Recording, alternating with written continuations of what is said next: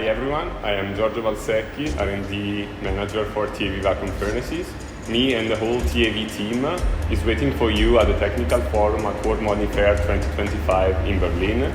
Do not miss our presentation, Crafting Currency, the role of vacuum furnaces in the modern cold die heat treatment, through which you can learn how the evolution of the heat treatment and vacuum furnaces technology is impacting the minting industry. We wait for you at Berlin. See you. This was a perfect introduction already done on the screen. Thanks for showing up, and we learned already how important coining dies are, not only the PVD coating or the laser production, but also the hardening process. And you give us all the details about that. So the floor is yours, and thank you. Thank you for presenting. So good afternoon to everyone. I am Giorgio Valsecchi, R&D engineer for TAV Vacuum Furnaces, and today I want to discuss about the role of vacuum furnaces in the modern coin die heat treatment. But before we go ahead with the presentation, I just wanted to introduce the company with a quick video for those of you who are not yet familiar with TAV.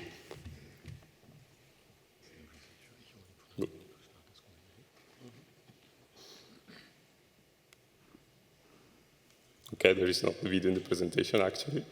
So maybe this is an older version. Well, I'd say you have to live with it. Okay, nevertheless, no problems. If that answers your question. Okay, so as TAV, we've been manufacturing vacuum furnaces for over 40 years. At this point, we have delivered more than 1,000 vacuum furnaces to customers all over the world. And we've been working closely with the minting industry since the early 90s. As today, we count almost 20 vacuum furnaces installed at state mints all over the world.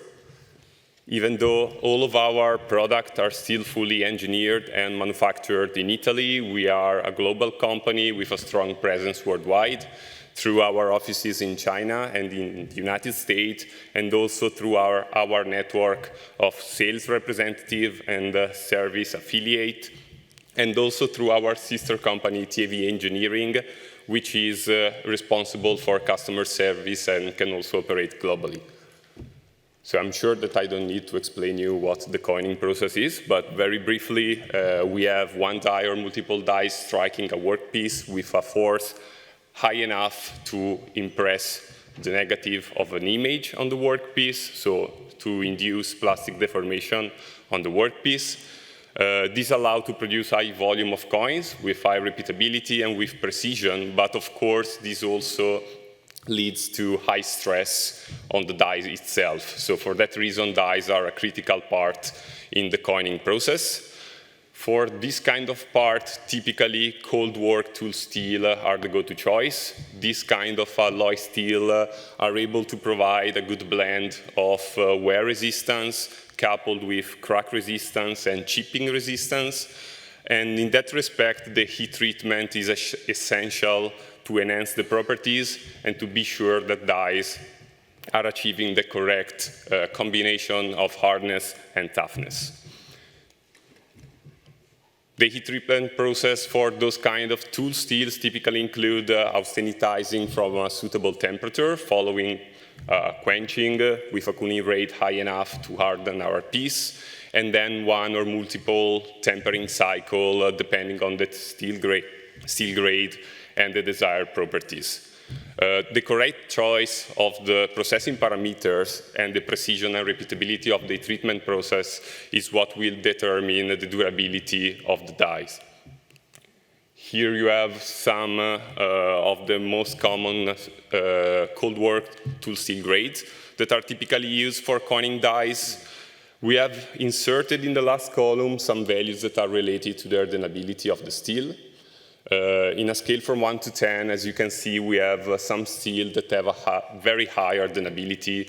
So those grades can be effectively hardened even with relatively slow quenching as air cooling.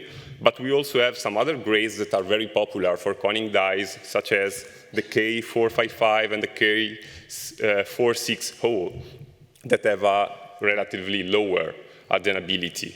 So for those steel, quenching rates need to be higher to be sure that we are correctly hardening our workpiece. And for that reason, they've been historically considered oil hardening steel, even if modern vacuum furnaces prove to be effective by using high-pressure gas quenching in hardening also those kind of steel grades. Vacuum furnaces are very important for the treatment of dyes. They are able to provide a number of benefits. First of all, they can ensure temperature uniformity that is optimally in a range typically of ±5 degrees Celsius or better. They can prevent surface contamination and oxidation of the parts by operating in a vacuum or even with protective inert gas. And they allow to program heat treatment recipes that are complex even with multiple heating and cooling cycle, and to follow them very precisely with high repeatability and with reaction times in order of seconds. Recently, technological development even improved the effectiveness of high-pressure gas quenching in vacuum furnaces. First of all, through the gas flow optimization during gas quenching done through CFD simulation. Then also through improvement of the manufacturing technique and the material used for the manufacturing of the heat exchanger, which is the component of the vacuum furnaces which is extracting the heat from the load during quenching. So all in all, we can say that with modern vacuum furnaces, we are able to get fast enough cooling rate for most of the cold work to steel that we've seen earlier, and to do so with lower pressure of gas. So this, as an example, is a case study done on a K455 coning dies load with 50 kg of coning dies, and here you have the hardness profile obtained on a 60 millimeter diameter die. So this is proving that with a 10-bar nitrogen quenching, in that case, we are able to get the correct hardness profile that we need on this kind of dies. But today, also multi-chamber vacuum furnaces are gaining popularity. So in their simplest configuration, multi-chamber vacuum furnaces are dual-chamber vacuum furnaces. So we have two separated chamber, one hot chamber and one cold quenching chamber, and the load is moving back and forth between the two chambers depending on the, let's say, the segment of the process that we are carrying out. This, of course, is adding complexity to the system, but it can provide a number of advantages for the process. So first of all, the hot chamber always stays preheated. We don't need to cool down the hot chamber for each batch. So we are not wasting heating, and so therefore also energy during one batch and the other. This also leads not only to a reduction in energy consumption, but also to faster heating rates, since we are already starting with the hot chamber at a preheated temperature. And we can also consume less gas during gas quenching, because the volume occupied by the cold chamber is smaller compared to a single chamber vacuum furnace. Then we can also install improved hot zone insulation. Since the hot chamber is separated from the quenching chamber, we can improve the insulation without the risk of compromising the quenching performance by adding more mass and material into the hot chamber. And of course, we can get faster quenching rates. So this allows us to treat even larger batches with a given gas pressure. So as a comparative example here, we have still a load of K455 coning dies, to which we added some dummy parts as to reach 50 kgs of net load.